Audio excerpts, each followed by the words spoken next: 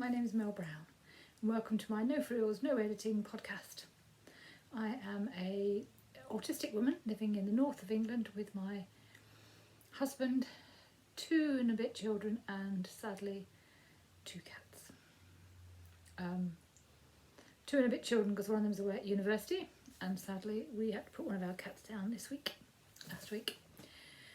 So yeah, the cats are keeping pace with the children, which is a bit worrying because we have another one leaving home in September.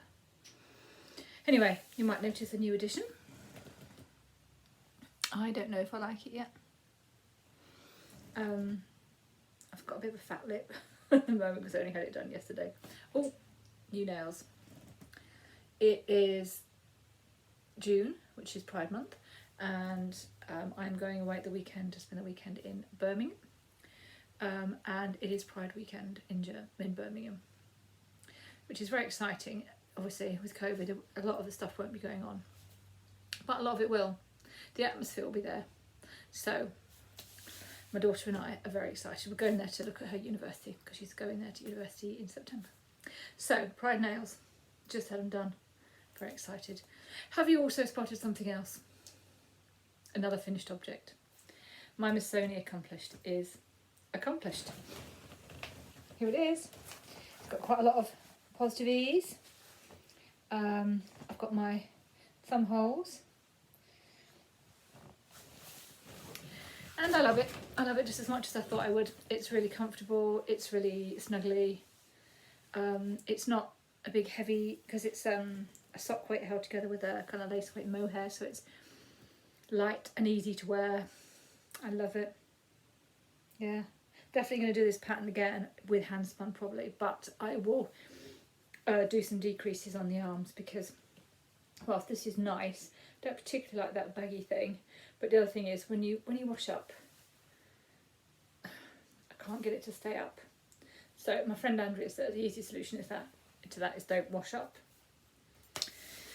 I like it, but it does have its limitations. So I'll definitely do more decreases so that it comes down to quite a lot smaller next time. But yeah, I love it. I love the yarns, all my favourite yarn dyers. Yeah, very happy with it. If you want to know all the details, it is on my Ravelry page and I am Funky 40 on Ravelry. So that's got straight into my where are they nows because I dived in there because you can see it, it's here. So yeah, that's the first project that you've already seen, and that's the update. I did say to you next time I speak to you I will be wearing it, weather permitting, and whilst it has been very warm here, as I said before, it doesn't go long in the UK before you can wear a jumper, at least for part of the day. So yeah, I love it. The details of the patterns that I mentioned are going to be down below. So the next project that you've seen before is the sand art, which is my freeform knitting. Now I haven't actually picked that up, so I'm not going to show you that. And likewise Scrappy V, I haven't done any on that either. So what have you been doing, Mel? Well, the Lilla Bjorn. Now that is a crocheted top, and I have made some progress on that. Last time I showed you I was about 10 rounds in on the red side, and now I'm 27 or something. I'm very close to being able to do the edge bits now. So yeah, so I'm working the rain. This is a Shape Your Swirl, which I am working from the outside. The other piece for the front, or the back or whatever, is worked from the inside. So I am going to meet, the colours are going to meet. This one got to the yellow, and this one's in the orange, so they will definitely cross over. They're just beautiful, aren't they? I mean, yeah. Frustrations with the way the yarn is made aside, they are beautiful. So I have definitely made some progress with that, and it is a really enjoyable project. It's just enough interest to make it not just a kind of slog, but still very, very easy to know where to just pick it up and know exactly where I am. I love it, really enjoying it. So I'm doing that with Andrea, and she's a bit ahead of me, but not much. So that's another worthy now. What else have you seen? The vanilla latte. So this is socks I'm doing with some custom dyed yarn from Stripey Cat Yarns. And I had just got the toes, and I got myself in a right mess, hadn't I? I'd got 3/4 of the pair of socks on one needle. And do you know what? It took me an unreasonable amount of time to sort that out. But I did. It's not a huge amount further on, but this is the vanilla latte pattern that you can see. It's just a very simple, it's a free pattern. I'm not using the pattern itself, I'm just using the stitch pattern. So I managed to work out the sequence so that the toes kept in line with the sequence, and hopefully it'll be the same with the heels, but it's a matter of when I get to the point, because what I do with these, I have a foot with my name on it, and what I do is I put it in here, and when it gets to the point here, I then start the heel. Now if I happen to be in the middle of a stripe, that's going to be frustrating because there's about 5 rounds per stripe, so I can fudge that a little bit. But what I want to be able to do is then say I finished off on this red now, the next colour in the sequence is purple, so I'll do a purple heel. But if the next colour in the sequence is that, I'm going to be rather loath to do that, because not only will it not be as interesting, but it'll also leave me less of that for the next thing, which is the cuffs and the second pair of socks that I'm making with it. So I don't know how it'll work out, but as usual I will make it up as I go along and it'll all be fine. So I'm doing those with Sarah. She finished hers ages ago. So yeah, really loving that yarn. So that's the things you've already seen. So I was dead giddy when I spoke to you last, because it was only a week till my slow stitching workshop with Anne and Brooke, and we went to it and it was brilliant. We both really, really loved it. So let me show you in the right order what I'm doing. So you've already seen the piece that I was making. It's kind of inspired by Anne Brooke's bobbin piece, but I took a kind of different turn with it. I've showed you all the other pieces. This is the piece that I was working on when I last spoke to you. Oh, that's hanging off a bit more than I expected it to. I might just pop that down with a stitch, or I might let it hang, I don't know. So that's the piece that I was working on when I last spoke to you. I showed you the Dorset button and I showed you the Yorkshire button, but I hadn't actually sewn them down, and I'd only just sewn down a few elements of this, and I hadn't really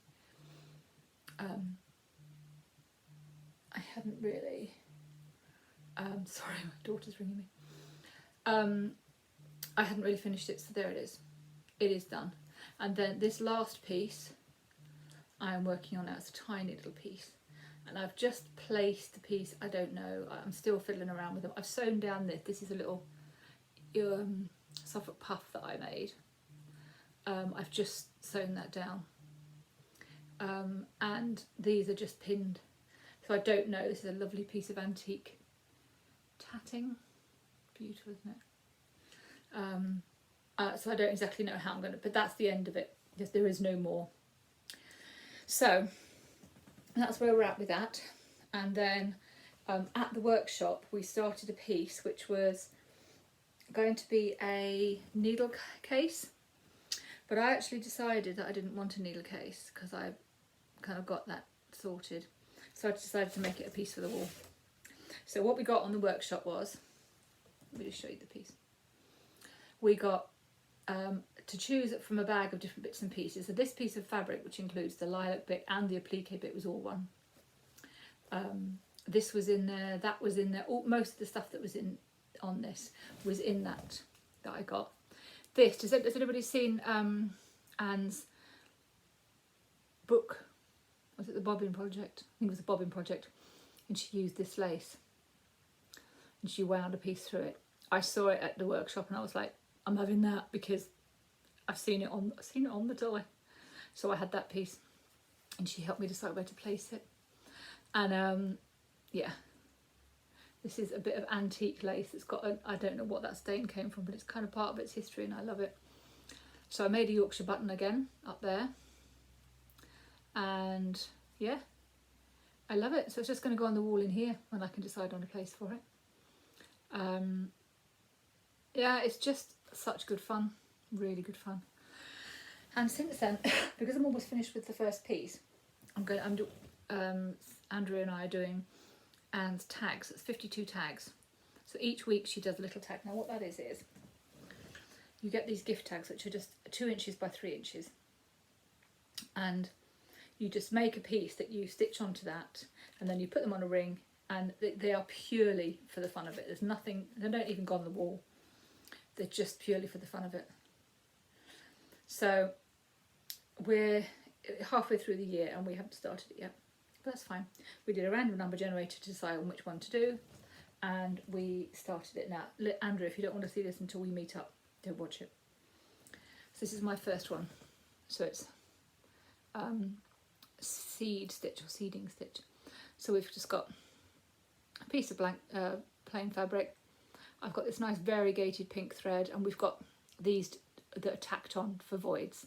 So I've stitched around the outside of them, and then we stitch all these stitches, and then we take these off and just leave those voids, and then we trim that down the edge and sew it onto the card. So next time I speak to you, I'll probably, well, I will have this finished and have it made up onto the card.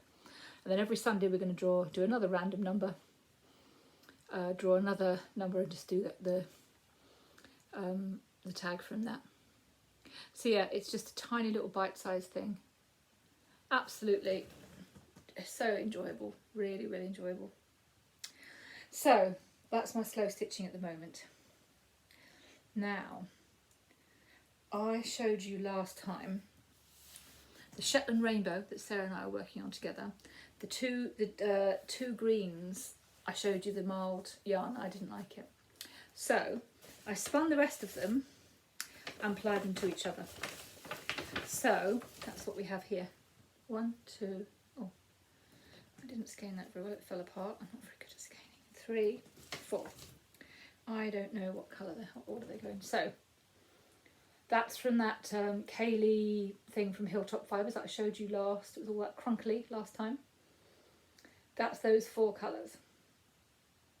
I also had the purple and the blue, which I showed you last time, and those. And then I have also, I said last week it was merino, but in fact it was Corriedale. I don't know why I said merino, but I've spun a couple of skeins of 2-ply in the Corriedale, and they look fairly similar. They're about a sport weight, I think. So I think they're all pretty similar. But you're looking at this and thinking, that's not going to make a jumper, Mel. Certainly not for a lady of your generous proportions. So we've chosen some more fibre. I have got this one next, which is Adelaide Walker, I think. It's a green fibre, but then there's lots of stellino, different colours. So I've done that as well. And I am in the process of doing this. This is from John Arbon. I've already started that. Crinkly, crinkly. And I also have these. They're also from John Arbon. And where to go next? So there's loads and loads. I'm just spinning all the time, and some days all I do in the studio is spin. And it's funny because Tour de Fleece is starting soon, but it kind of already has started for me because I'm spinning every day. Right, sorry, this is part 2 because I got interrupted with a phone call that I couldn't avoid. So yes, we are spinning a lot and absolutely loving it. So the other thing I need to show you quickly was I finished a weave. So this is on my rigid heddle loom. And I'm just trying to find out which is the right side and the wrong side. It's not hugely obvious, to be honest, because it's all pretty mad. So this is it. I'm going to sort of show you it piece by piece. There's some kind of leftovers, cut off cuts of yarn. There's some holes. There's some fibre. This is hand spun. This is my friend Sarah's hand spun. Weird and wonderful yarns. Bit of clasped weft there. Yeah. A bit of hand spun art yarn. Yeah. So it's quite long. And yeah, there's lots of it. And I already know who it's going to. I didn't when I started it, but I do now. So that's going off in the post. Now I've explained it, showed it to you. I love it. It's just fun. It's just complete fun spinning with this kind of, weaving with this kind of thing. Just grabbing a selection of yarns that you like the colours of together and then just playing. So that's finished. And one other thing, which is this. Do you remember the Wild Swan lace that I made? It has been blocked. Andrea said she blocked it till it squeaked, and you can see how squeaky it was. The only problem is it's not big enough. Even with that much blocking, it's just not big enough. So the way I would normally wear something like this is round my neck, but if I'm going to tie it so it doesn't slip off me every 5 minutes, I'm not going to be able to breathe. So the only way to wear it really is in the kind of old lady shawl kind of way. Apologies if you wear shawls like this. I don't mean to any disrespect to you, but that isn't the way I tend to wear things. So I don't really know how I'm going to use it. I guess I'll find a way, right? So, been doing lots.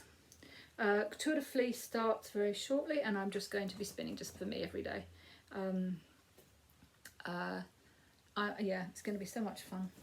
What a mess I make when I do this. So that's it for now. Do let me know what you think of this. I just can't. It looked great on my daughter because both of them done at the same time. I don't think it just looks so good on me. Don't know. Tell me what you think. Tell me what you think of anything else that I've done. And yeah, that's pretty much it. So happy crafting, and I will see you soon.